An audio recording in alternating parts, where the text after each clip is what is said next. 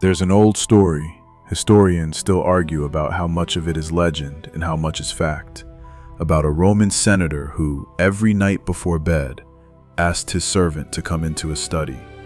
The servant's only job was to remind him of one sentence: "Remember, you are mortal." Not as a threat, as medicine. The senator wasn't a soldier, he wasn't poor. He had every comfort Rome could offer: wine, silk, servants of his own, a house full of soft beds. And yet every single night he chose to interrupt his own comfort with a reminder of how fragile, how temporary, how unfinished his life still was. Why would a man surrounded by luxury deliberately disturb his own peace? Because he understood something most of us have completely forgotten. Comfort doesn't make you strong. It makes you forget that you need to be. Stay with that thought for a moment, because it's the foundation of everything we're going to talk about today. We live in a world that has confused two very different things: feeling good and being well. We've been sold the idea that self-care means softness, that to love yourself, you should avoid friction, avoid difficulty, avoid anything that makes you uncomfortable. So we do what we're told. We scroll for hours, we binge the show, we finish the entire pint of ice cream because, well, we deserve it. And for a moment, it works. The ache quiets down, the noise in your head goes silent. You feel briefly okay. Then tomorrow arrives, and you're exactly where you left yourself: tired, scattered, a little more numb than before. Here's the part nobody wants to say out loud. Comfort isn't care. Comfort is anesthesia. It doesn't heal anything. It just turns the volume down long enough for you to stop noticing the wound. You already know this, somewhere underneath the noise. You know it because after the long baths and the cheat days and the do-nothing weekends, you still don't feel whole. You still don't feel like the version of yourself you actually respect. So what is missing? The Stoics, the philosophers of ancient Rome and Greece who built entire schools of thought around how to live a good life, had a completely different definition of self-care. To them, caring for yourself had nothing to do with avoiding discomfort. It meant walking directly into it, with open eyes and a steady hand. It wasn't about escaping responsibility. It was about meeting it head-on. They believed something radical for their time, and honestly, for ours too. That self-respect isn't a feeling you wait for. It's something you construct, brick by brick, through discipline, through clear thinking, through the daily choice to act like the person you want to become. Think about that the next time you avoid a hard conversation, or hit snooze for the 5th time, or reach for distraction instead of action. In that moment, are you really being kind to yourself? Or are you quietly betraying the person you're capable of becoming? Marcus Aurelius ruled an empire during plague and war. Seneca was exiled, accused, and later forced to take his own life by a tyrant he once tutored. Epictetus spent part of his life as a slave, his body permanently injured by a master's cruelty. None of these men healed through comfort. They became unshakable through habit, small, repeated, deliberate practices that sharpened their minds the way a blacksmith sharpens steel, with fire, with pressure, with repetition. In the next 20-some minutes, I want to walk you through 5 of those habits. Not soft rituals, not affirmations you whisper into a mirror. Real practices, the kind that rebuilds something in you that distraction has been quietly hollowing out.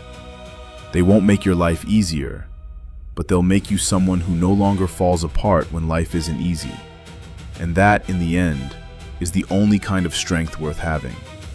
If any part of this is landing, if you're tired of numbing instead of building, stay with me until the end. And if you're serious about it, type "unstoppable" in the comments. Not because a comment changes anything by itself, but because naming a commitment out loud has a strange way of making it real. Let's begin. Before we get to the 5 habits, we need to clear up a misunderstanding. because the Stoic idea of self-care is almost the opposite of what we usually mean by it. Epictetus, the philosopher who once lived as a slave, said something that should stop you in your tracks. No man is free who is not master of himself. Read that again, slowly. Not comfortable with himself, not validated by others. Master. To the Stoics, self-care was self-mastery, the slow, patient work of taking command of your own mind, your reactions, your choices. It was the ability to stand in front of hardship and say calmly, "This does not control me." Modern wellness culture tells you to be gentle with yourself, and there's truth in that. We do need gentleness sometimes. But the Stoics would ask a sharper question. Are you actually being gentle, or are you simply avoiding what's difficult? Are you honoring a real need or running from your own potential? To love yourself in the Stoic sense means holding yourself to a standard. It means choosing the harder, more meaningful work over the easy hit of relief. It means treating yourself with the same seriousness you'd offer someone you deeply admire. Marcus Aurelius, Emperor of Rome, wrote something in his private journal that he never intended for anyone else to read. Stop debating what a good person looks like and simply become one. He wasn't writing about self-acceptance. He was writing about action. That's the shift we're making today. We're not throwing out compassion. We're elevating it. We're saying, I respect myself too much to let myself stay small. I love myself too much to trade growth for the illusion of comfort. With that foundation, let's walk through the 5 habits. The first habit is a kind of morning reckoning. And no, this isn't journaling your feelings. It's something quieter and far more deliberate. Before the world has a chance to grab your attention, you sit with yourself and ask 3 questions. Who do I want to be today? What difficulties am I likely to meet? And how will I respond when things don't go my way? Marcus Aurelius did this every single morning, even while running an empire. He'd remind himself what a rare privilege it was simply to be alive, to breathe, to think, to feel. But he didn't stop at gratitude. He went further. He mentally walked through the difficult people he'd likely encounter that day, the frustrations waiting for him, the small failures he might face. He rehearsed his responses, not to control what would happen, but to control who he would be while it happened. Here's why this single habit can change the shape of your entire day. Most of us begin reactive. The alarm goes off, the phone comes up, and within seconds we're flooded with other people's opinions, other people's emergencies, other people's noise, before we've had a single private thought of our own. Then we wonder, by 10 a.m., why we already feel overwhelmed.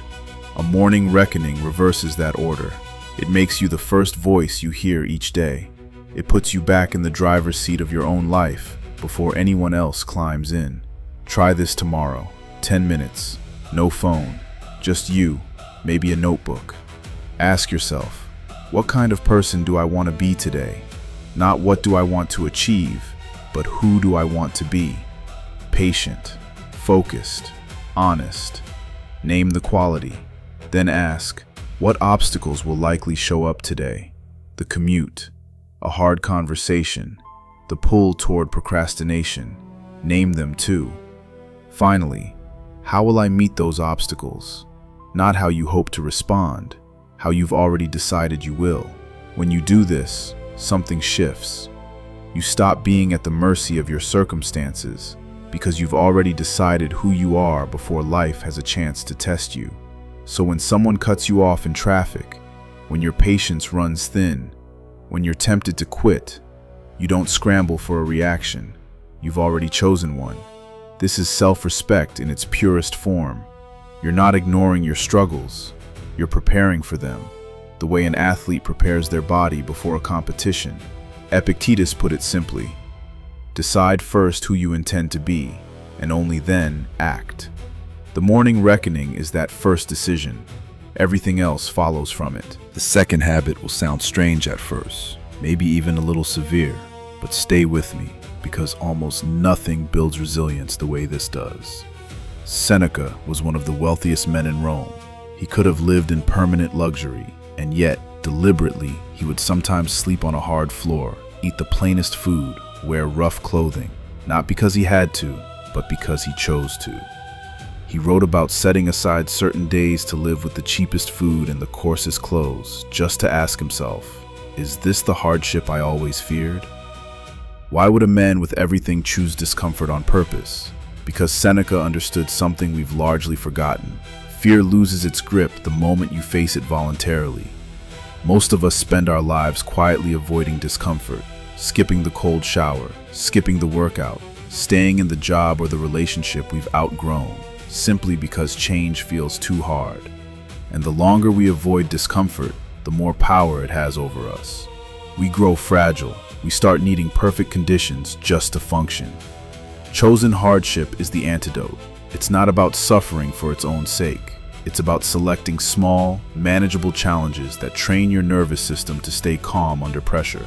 It's proof, gathered again and again, that you are stronger than your comfort zone has led you to believe. You can start small. Once a week, do one uncomfortable thing on purpose. A cold shower, a day without your usual indulgence, waking an hour earlier than you need to, the hard conversation you've been postponing. The specific challenge matters less than the decision behind it. You are no longer someone hardship simply happens to. You are someone who seeks it out on your own terms because you understand what it builds. And something quietly remarkable happens when you do this consistently. Discomfort stops registering as a threat and starts registering as practice.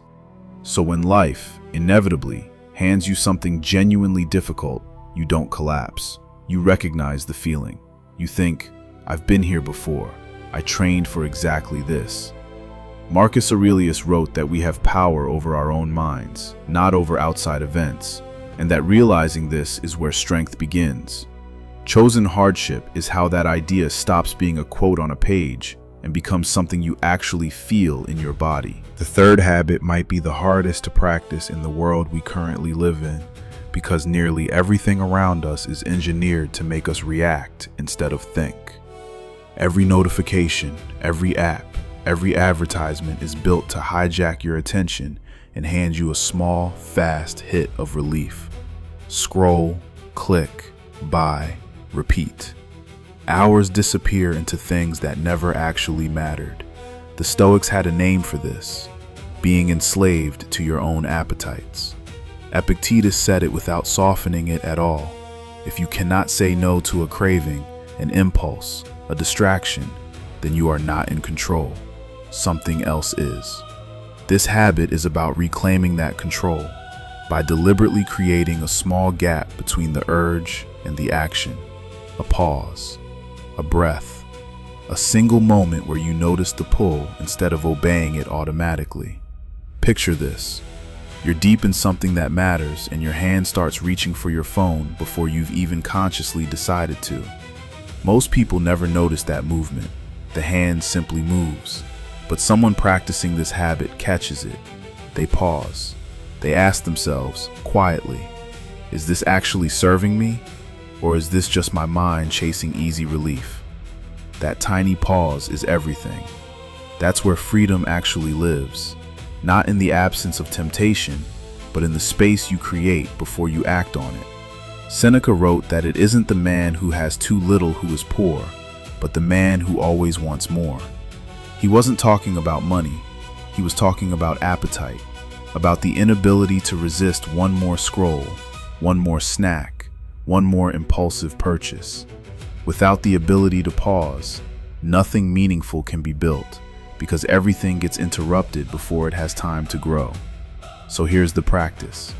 Choose one place every day where you deliberately delay gratification. Maybe it's not touching your phone for the first hour after waking. Maybe it's waiting 10 minutes before reaching for the easy comfort. Maybe it's finishing the difficult task before allowing yourself the easy one. You're not depriving yourself of anything real.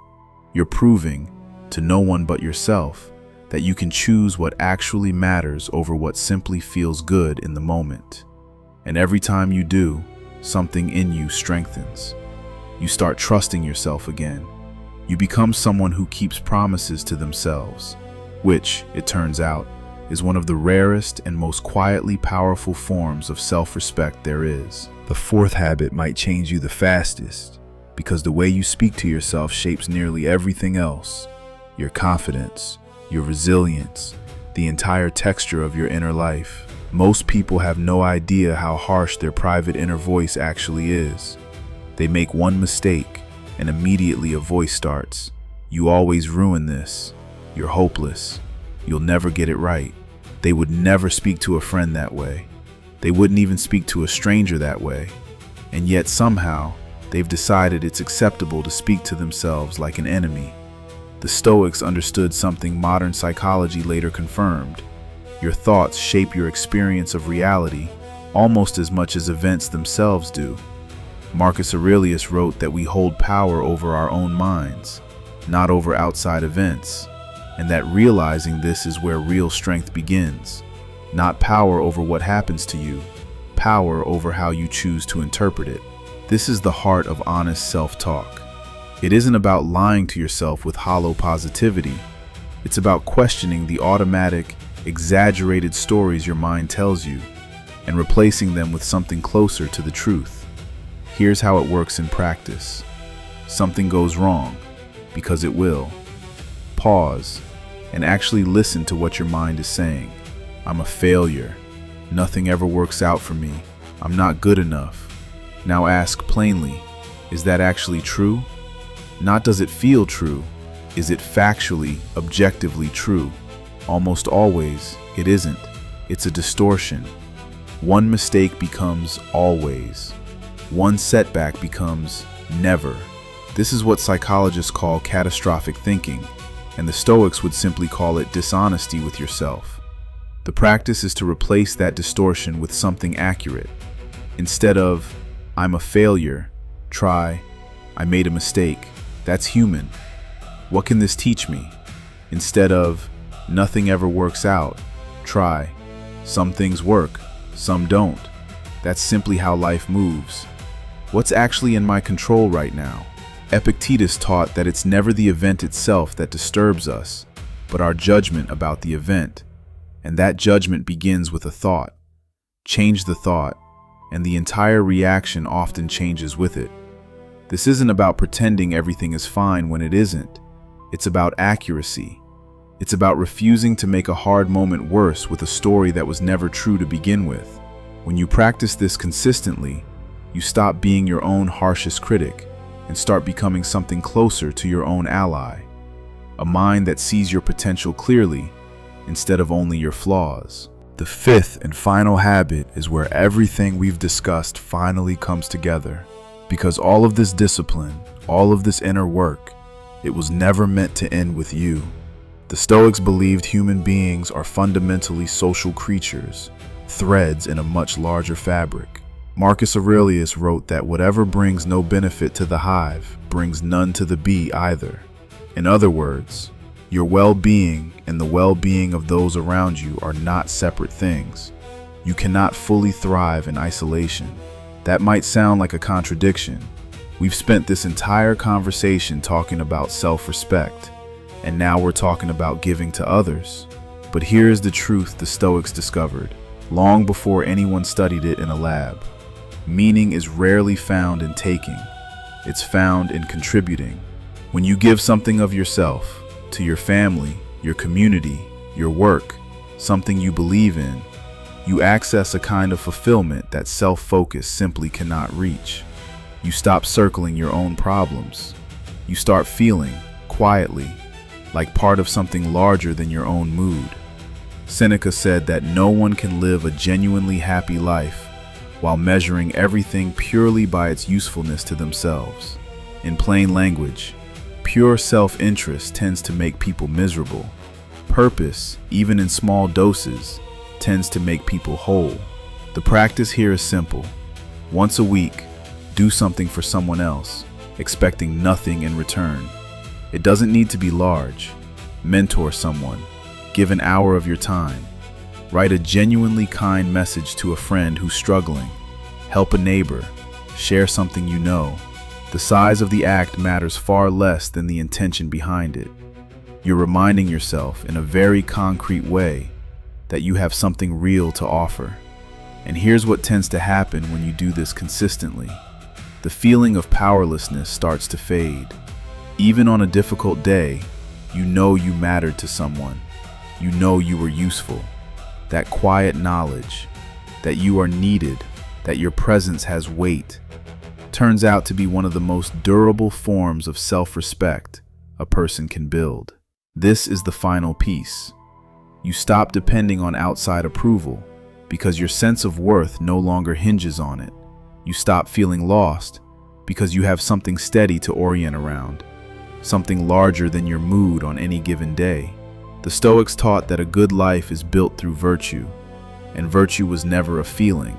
It was always an action, choosing to be brave, choosing discipline, choosing wisdom, choosing fairness, not only for your own sake, but for everyone your life happens to touch. So go back for a moment to that senator and his nightly reminder.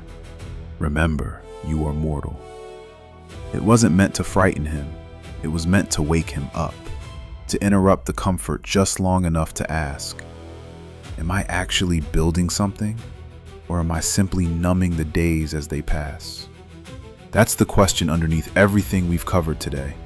5 habits, a morning reckoning, chosen hardship, the pause between urge and action, honest conversation with yourself, and a life that points outward.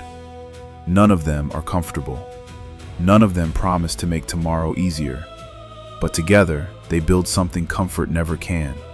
A version of you that doesn't fall apart when life gets difficult, because it was never built on the absence of difficulty in the first place. If something in this reached you, write it down somewhere. I am building, not numbing. Let that be a private commitment, not a performance.